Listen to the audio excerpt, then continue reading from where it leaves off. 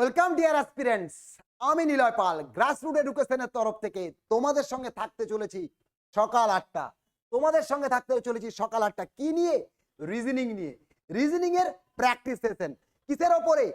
RRB, NTPC, group D, SSC, CGL, CHSL, MTS, WBCS, WBP, এই সমস্ত পরীক্ষার reasoning এর গুরুত্ব অনুযায়ী বেসিক টু অ্যাডভান্স সমস্ত রকম কোশ্চেন নিয়ে আমরা প্র্যাকটিস সেশনে থাকবো ঠিক সকাল 8টায়।